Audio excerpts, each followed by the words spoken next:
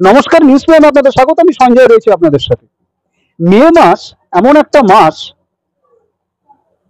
যেটা যেন শেষ হয়ে হতে চায় না। তার কারণ শুরুটা মান্না দে দিয়ে, শেষটা কাজী নজরুল ইসলাম দিয়ে। যেমন পহেলা মে মান্না দের জন্মদিন, দোসরা মে সত্যজিৎ রায়ের জন্মদিন, 9ই মে কবিগুরু রবীন্দ্রনাথের জন্মদিন, 24শে মে কাজী নজরুল ইসলামের জন্মদিন। অর্থাৎ এক গৌরবান্বিত মাস। আবার এই মুহূর্তে আমরা যেখানে রয়েছি সেটা এমন একটা জায়গা যার আধ্যাত্মিক ঐতিহ্য, যার ঐতিহাসিক মূল্য, যার ঐতিহ্যপূর্ণ এক ইতিহাস অনবদ্য, এটা ভাষায় প্রকাশ করা যাবে না। তার কারণ শিকাগো থেকে ফিরে যুগাবতার স্বামী বিবেকানন্দ প্রথম নাগরিক সম্বর্ধনা পেয়েছিলেন এই পুণ্যভূমিতে। আবার সেই সঙ্গে এখানে পদার্পণ ঘটেছে পরম ঠাকুর শ্রী রামকৃষ্ণ থেকে শুরু করে একাধিক নক্ষত্রের।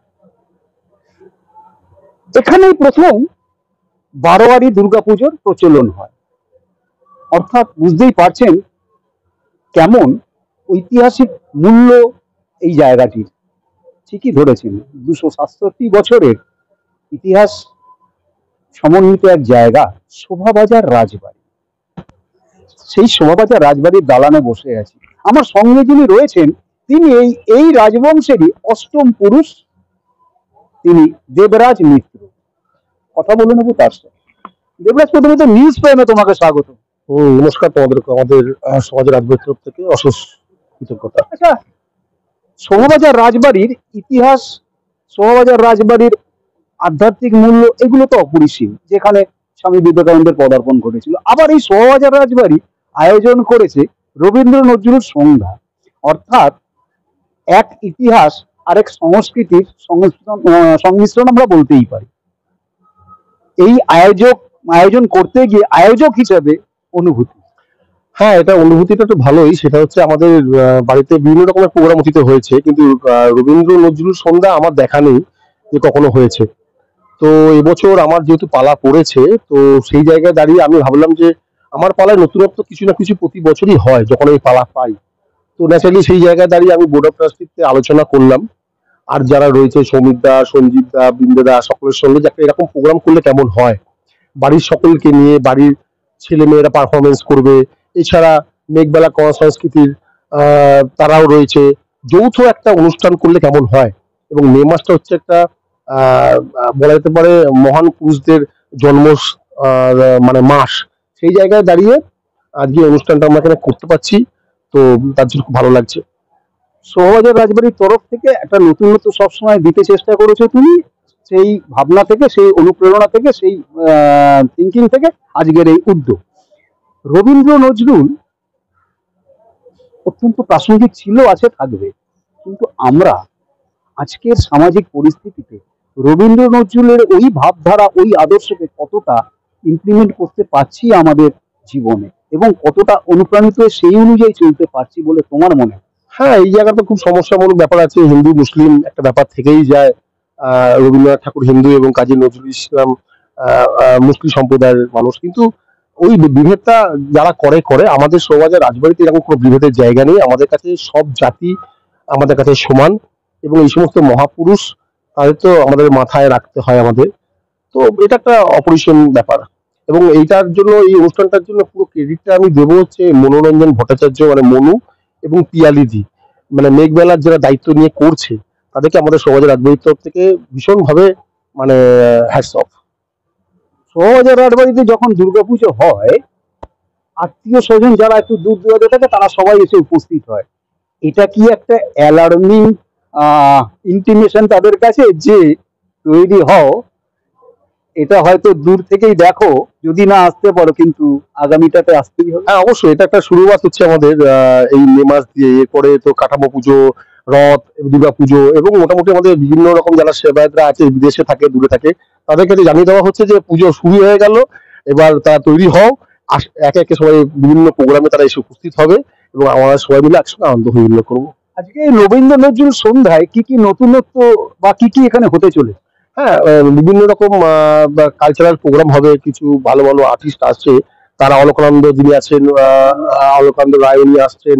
এছাড়া বিভিন্ন রকম বাদ্যকার, নামি নামি সমস্ত বাদ্যকার আসছেন, এবং সমাজে বিভিন্ন সমাজ সেবকমূলক যারা আমাদের লোকসভার এমপি সুদীপ বন্দ্যোপাধ্যায় আসার কথা, ডেপুটি মেয়র এমএলএ অতীন্দ্র আসার কথা, আমাদের মন্ত্রী শশী পাজা আসার কথা, কাউন্সিলর বাবুদা আসার কথা, সকলেরই আসার কথা। কিন্তু ওয়েদারটা খুবই বাজে একটা ওয়েদার, সেই জায়গায় দাঁড়িয়ে বহু লোকেরও আসার কথা। তো আমরা চেষ্টা করবো যেন তারা আসে, এবং সব থেকে বড় হচ্ছে গোবিন্দজি এখানে বসে আছে, আশা করি বৃষ্টি আর হবে না, অনুষ্ঠানটা রাত্রি অব্দি সুন্দরভাবে হবে।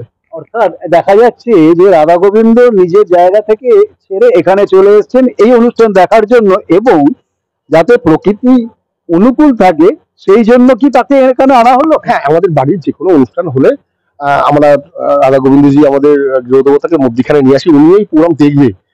ওনার সামনে অনুষ্ঠানটা হচ্ছে, উনি দেখবেন, এবং উনি নিশ্চয়ই বৃষ্টি এই মুহূর্তে আর দেবেন না, উনি সেটাকে রোধ করবেন, এবং অনুষ্ঠানটা সুন্দরভাবে পরিচালনা হবে। নিউজ প্রাইমের দর্শকদের উদ্দেশ্যে কি বার্তা দিতে চাইবে আজকের এই অনুষ্ঠান মঞ্চ থেকে বা শোভাবাজার রাজবাড়ির এই দালানে?